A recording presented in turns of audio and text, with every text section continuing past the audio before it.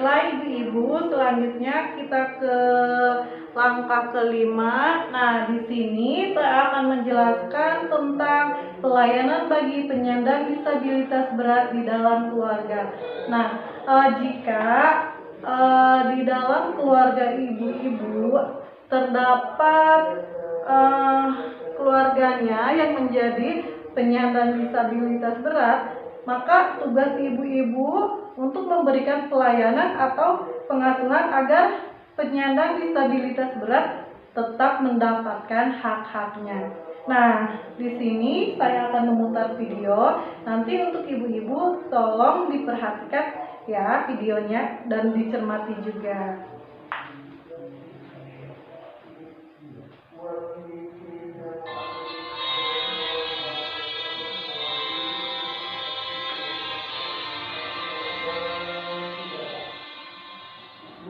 Iksan Nawawi, 10 tahun, bocah laki-laki berwajah tampan ini merupakan penyandang disabilitas.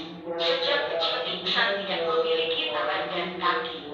Dia merupakan putra kelima dari Pastri Alamin, 55 tahun, dan Maria P, 48 tahun, yang tinggal di Banjarkembang, Desa Cupeng, Kecamatan Negara, Kabupaten Jemberana, Bali. Sejak dilahirkan hingga berusia 3 tahun, tubuh Iksan sangat mungil. Namun kini dia sudah tumbuh besar dan sudah bisa bergerak agak lincah. Tetapi dia hanya bisa mesot dan menggelinding-gelindingkan tubuhnya di lantai jika ingin bermain atau hendak mendekati orang tuanya. Lebih miris lagi dengan kehidupan ayahnya yang hanya sebagai pekerja serabutan. Terkadang ayahnya menjadi tukang pijat keliling, sekadar untuk menyambung hidup. Saat dilahirnya, saya sempat syok melihat kondisi fisik anak saya. Tapi kini kami sudah menerima kekurangannya dan kami sangat menyayanginya, ujar Arami saat ditemui di Jemberana, Bali, Rabu, 26 Agustus 2015, sore. Kini Iksan tumbuh menjadi anak yang lucu. Sedikit pun tidak terpancar penyesalan di wajahnya. Dia kerap memutar senyum kepada semua orang yang menaruh simpati kepadanya. Hanya saja di usianya yang menginjak 10 tahun, Iksan masih sangat membutuhkan bantuan kedua orang tuanya, terutama saat makan, minum, mandi maupun berpakaian, masih harus dibantu kedua orang tua. Jadi harus ada yang standby di rumah untuk melayaninya. Kami berharap dia juga bisa mandiri nantinya, karena sampai sekarang juga dia belum begitu lancar bicara dan diajari. Mudah-mudahan nanti bisa, harap Arami, agar anaknya yang tidak memiliki tangan dan kaki itu bisa duduk berlama-lama bermain dengan temannya. Dia membuatkan kursi kayu khusus yang diberikan palang di depannya sehingga bisa dipakai tempat makan dan main. Sekarang jika kami ingin mengajaknya pergi, kami sudah tidak kuat menggendongnya karena sudah cukup berat. Tidak mungkin juga dia menggelinding di jalanan, ujarnya yang mengharapkan ada dermawan yang membantu memberikan kursi roda. Nah, ibu-ibu, tadi kita semua sudah mendengarkan ya dan melihat videonya. Nah, di sini ada anak laki-laki tanpa tangan dengan kaki hanya menggelinding. Nah, sekarang kita bentuk kelompok. Nah, di sini kita ngambilnya 4 kelompok ya. Tadi Ibu Leli, saya kan udah kasih ya kertas untuk pembagian kelompoknya. Nanti sama Ibu Leli dipanggil satu persatu untuk masing-masing kelompok. Kelompok 1, kelompok 2, kelompok 3, dan kelompok 4 ya.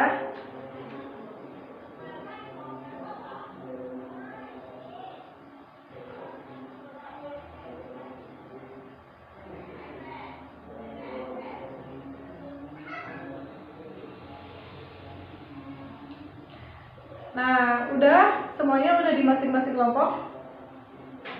Oh ya udah, silakan dilanjut.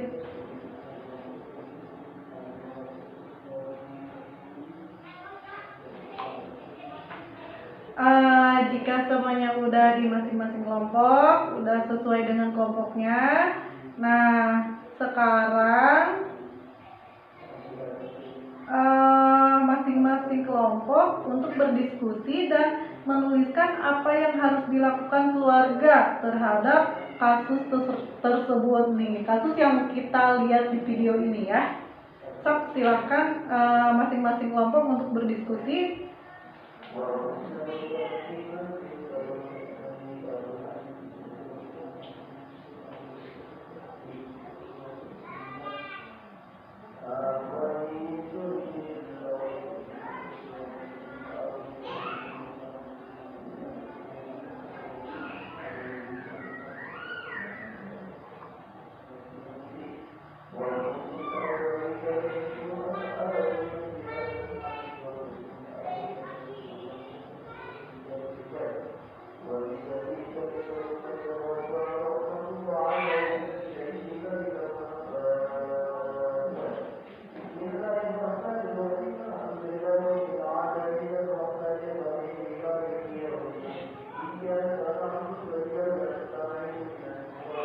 Sudah ibu-ibu?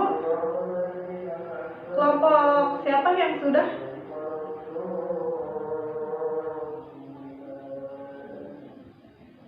Kelompok satu sudah?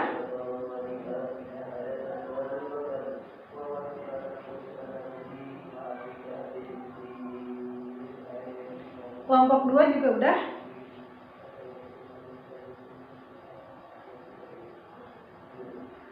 Kelompok 4 udah?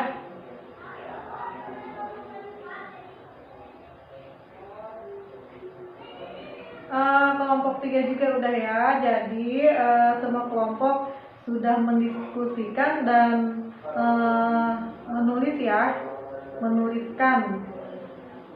Nah, di sini saya akan menempel sebuah flipcard ya. Nah, ibu-ibu kelihatan nggak? Ibu-ibu semuanya buka buku pintarnya di halaman 7 ya. Sambil dibaca dan sambil mendengarkan apa yang saya sampaikan ya. Nah, di sini ada pelayanan terhadap penyandang disabilitas berat di keluarga. Nah, ini itu yang harus kita lakukan. Pertama, memberikan makanan 4 sehat 5 sempurna. Nah, kalau sekarang itu udah ngetrennya makan makanan gizi seimbang. Seperti harus ada makanan pokok, nasi ya, kemudian lauk pauk, sayuran, kemudian buah-buahan. Lalu memandikannya sehari 2 kali. Melatih membersihkan diri, mandi, sikat gigi. Nah, jadi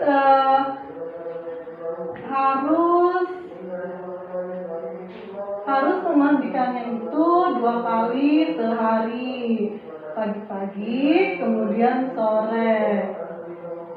Mengganti pakaiannya sehari 2 kali. Jadi jangan dibiarkan penyandang difabel itu tidak ganti-ganti baju. Ibu-ibu jangan males. Kemudian mengganti alas tidur. Alas tidurnya harus diganti. Ini mau 3 bulan nggak diganti-ganti, itu nggak boleh ya Bu. Jangan, itu juga kan nggak baik. Nah, kemudian memberikan kasih sayang dan perhatian. Nah, kalau misalkan di keluarga ibu ada yang penyandang difabel, jangan dibeda-bedakan dengan yang lain, dengan anak yang lain ataupun saudara yang lain. Mereka juga itu punya hak yang sama seperti kita. Kemudian memberikan rasa aman dan nyaman. Buatlah difabel itu merasa aman, merasa nyaman. Jadi dianya itu tidak ngerasa minder gitu. Mengajak bicara, terus kita ajak berbincang-bincang, mengajarkan tentang nilai-nilai yang baik dan tidak baik. Kemudian membuat akte kelahiran, membawa ke puskesmas terdekat untuk diperiksa kesehatannya, memberikan obat sesuai kebutuhan atau kartu obat. Ini juga harus konsultasi ke dokter. Memberikan kesempatan untuk bermain atau berinteraksi dengan tetangga. Kemudian memberikan terapi, melatih menggerakkan anggota tubuh. Lalu menjaga dari kekerasan, eksploitasi, mengajarkan nilai-nilai spiritual. Nah, di sini ada di sini perawat di dalam rumah. Pertama itu penataan ruang, harus menyisakan atau memberikan ruang gerak dan sirkulasi yang cukup bagi penderita. Jadi jangan maaf ya Bu, jadi jangan mentang-mentang si penderitanya begini keadaannya, maksudnya di tempat. Nah, kemudian perabot dalam rumah, lemari pakaian, kemudian lemari buku, rak piring, rak sepatu harus dapat diakses penderita. Kemudian peletakan dan penataan barang-barang jangan dipindah-pindah. Apabila akan dipindahkan, harus diinformasikan kepada penderita. Perlengkapan peralatan yang diperlukan penderita dalam melakukan kegiatan sehari-hari seperti tombol atau stop kontak dan pencahayaan harus dipasang dekat tempat tidur penderita, karena untuk mempermudah penderita menggunakannya.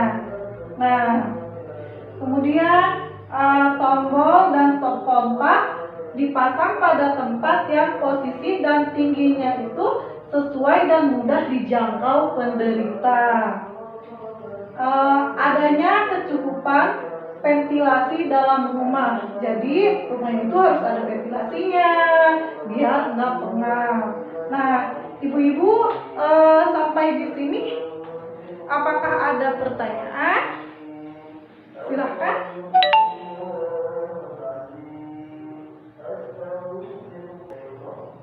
Baiklah ibu-ibu, materi yang saya sampaikan tadi bisa dimengerti. Nah, oke, kalau semuanya mengerti, mungkin materi untuk pertemuan kali ini cukup sampai di sini. Kurang lebihnya saya minta maaf apabila penyampaian materi saya ada yang salah, gitu ya Bu. Baik, jika tidak ada pertanyaan, mungkin pertemuan kelompok hari ini cukup sampai di sini dulu ya. Nanti kita bertemu lagi di bulan berikutnya.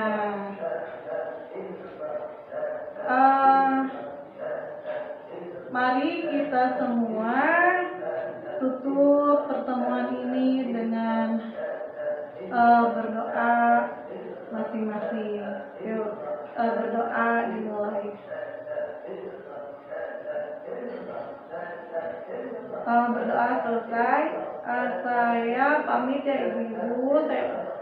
Saya sekali lagi ucapkan terima kasih kepada ibu-ibu yang telah menyempatkan hadir di pertemuan kelompok ini. Kurang lebihnya saya mohon maaf. Saya tutup. Assalamualaikum warahmatullahi wabarakatuh.